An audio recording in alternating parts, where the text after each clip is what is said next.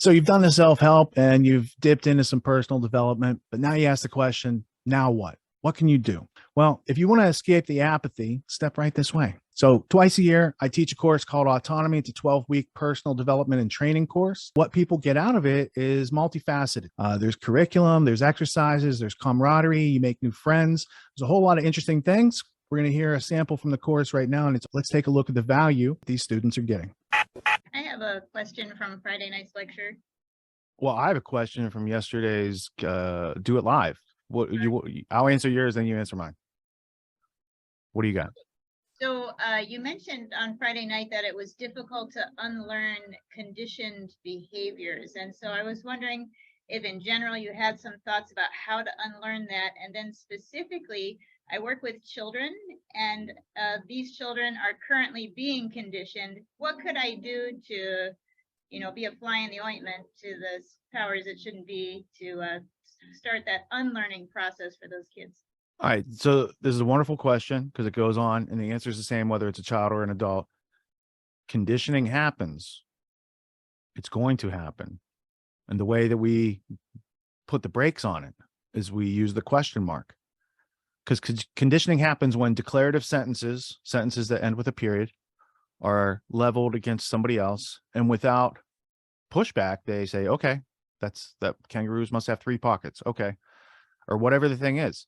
They didn't take the time to question it, interrogate it, check some other sources, because you're going to go with, that's going to be like your answer as you move through life. And if you don't check it out, when you need to produce the value of that answer, it might say, oh, account balance 0 on that. You don't really have any knowledge. You got some bunk information, and sorry about your decision-making process. So it is a way that the main differentiator between human beings and pigeons or other animals that can be taught and conditioned is that those animals don't have the ability to question. And so I have a t-shirt I made called Question Obedience. And the picture, the graphic I used for it is Lord, I think it's Victor Rothschild. No, I'm going to get it wrong. Anyway, it's a second generation Rothschild baron who uses his wealth for zoology. And Lionel, it's Lionel Walter Rothschild. And so instead of being a banker, he says, I want our family to know everything about animals.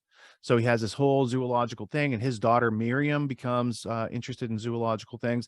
They discover new species, all sorts of wonderful things. Rothschild giraffe, Rothschild beetles, these sort of things. So they're into that. And at one point, Walter Rothschild is in Australia, and he's outside a sanitarium for some reason. He's outside a sanitarium, and there is a giant tortoise. A giant tortoise, giant enough for him to ride. So this dude with his top hat, this rich banker guy, second generation, he gets on this tortoise, and he has on a stick a piece of lettuce. And wherever that lettuce goes, the tortoise goes. And I thought, well, that's brilliant. I'm sure he didn't do it on purpose, but that's how the bankers move people around. People follow money. And we are like the tortoise until we learn to question that obedience to the lettuce. So animals can't question their way out of conditioning. Human beings can. Human beings are amazingly complex individuals. We are very hard to control. Very hard to control. And for thousands of years, they basically had to use sticks, spears, clubs, and cages to control people. But the 20th century came along, and they started learning a little bit about psychology. In between Skinner and Pavlov and Watson and all these other characters. Oh, thank you, buddy. Here's the t-shirt. Thank you, Lucas. I don't know if you guys can see that. That's Lord Rothschild.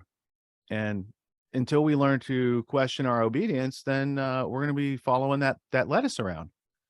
And I think this course is for people who learned to question that obedience. Here you go, Chief. And so by the mid 20th century, they have pigeons that can read, right? It can say peck, the pigeon pecks, it gets a little seed. It says turn, the pigeon turns, it gets a seed, right? And this is revolving schedules of reward. And it's the same basis that makes casinos really magnetic for people who don't ask questions. And so the conditioning is going to happen because it comes through media, it comes through repetition, it's like we are bathing in it outside of our own houses. When you go out in the public, it's all over the place, right? And some people let it into their house through like cable news and stuff like that. The unquestioning part is the part where they gain control on you. So you can take this amazingly complex individual with a big brain, but if they fail to ask questions, they're no better than a pigeon. They're no better than a mouse. They're no better than these other animals that can be trained with operant conditioning, rewards and punishments, these other things. And so what they did was with the education system is they're like, well, if we keep educating America, they're going to keep dominating. Why don't we uneducate America? And then so I think the academics in this country reached the pinnacle like in the 50s and 60s. And then from there, it just started going down. And you've had a couple generations now that really can't think their way outside of any substantial subject or topic. Like they are totally maintained by the official narrative, and any information outside that narrative just bounces off them because they can't integrate it. It's like if I have an 8 megabyte message and you got a 2 megabyte memory, you'd have to forget it 4 times before you could even get the whole message, but you'd never have the whole message. So people can't, and that's the short attention spans. So the absence of questioning and the indoctrination leads to shorter and shorter attention spans. And then in the 80s, they brought around MTV. So in cinema, you're there for 3 hours, long attention span. The scenes are long, the shots are long. They're like, let's put 3 hours of shots and cuts into 3 minutes. And now it's like everything's really fast and changing and bright and blinking and whoa, caveman eyes. Well, you just want that stuck on you. And that's what they discovered. The kids will sit in front of MTV for hours. And then MTV, music television, discovered something amazing. What if we took away the music? Will people still watch? They blew up when they took away the music. Then it was Real World and all these other things that came out that just eats people's time and makes sure that you can't compete with the people creating things.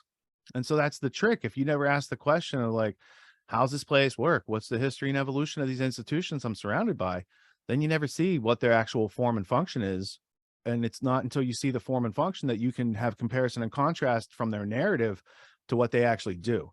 And you're like, oh, they're full of shit. Does anyone else figure this out yet? Yeah, some people do, but they don't get a platform. They're not allowed to tell other people. So then you run into the dynamics of mass censorship and things that are widely known, but people can't get to know them amongst each other because there was no place to share. And then the internet came along. And then you have what we have here today, a severe attempt to try and control everybody's speech and police the language. Ooh. And not only that, but they get us to police ourselves, starting in our heads and then with each other. Oh, this person said a bad word, I should tell other people.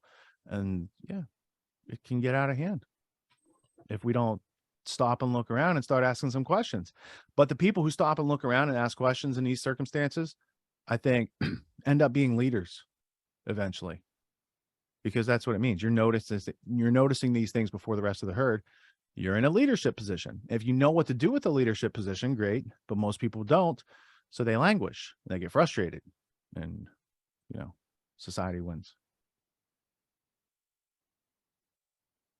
Now, we covered a lot in there, but did it answer your question? Yeah. Do you have anything like in real time, you're with a group of kids and you see some things like, they only raise their hands to talk or something like that? Like, what would you do to combat something like that? Well, if they only raise their hands to talk or always ask permission to go to the bathroom, I'd educate them that, well, you're a free human being and we're in a free human being environment, so we don't have to do that. Right? We don't want to talk over each other, but you certainly don't have to ask permission to speak or use the restroom. You're free to run your body how you need to do that. If it becomes disruptive to others, maybe we'll have a conversation about that. But for now, let's all just see what would our life be like if we didn't have to ask for approval before each step and we didn't have to wait for instruction. Like, if you come in and the teacher has to say, no, everyone hang up your coats and take off your boots and sit, if you guys still do that and you're in 4th or 5th grade, like there's problems. I understand like the first week of kindergarten, it's like, okay, you're going to be in a room with other kids. Here's how that goes on. But afterwards, like, it should be the same skills in the classroom that you're using at home or in the community. The golden rule, let's be nice, let's be excellent to each other. Let's be our best to each other and see what happens there. And some people aren't going to dig that, and that's fine, but there's public school for them. There's other modalities that you do have to ask, may I stand up? May I sit down? May I go eat now? Right? So, yeah. Everyone's doing some kind of self-help these days, and you can find a million self-help courses out there. Most other courses out there are hosting lectures. They're hosting videos, they're maybe even doing Q&As, and these are great starting points to encourage learning. But at AUTONOMY, we believe that hands-on practice is the best way to really lock in what we're learning. There's no better way to gain confidence and mastery than through action. After each lecture, we practice the concepts we've learned with other students, giving and receiving feedback in a non-judgmental environment. The result is mastery of concepts like entrepreneurship, ethical sales, and self-reliance in an environment that directly translates to the real world. Plus, you make connections with other like-minded individuals who are learning right alongside you, and you have a lifetime membership in the community. The AUTONOMY course with Richard Grove equips you with confidence, competence, and courage in a world filled with confusion and noise. You can learn more at getautonomy.info. We'll see you there.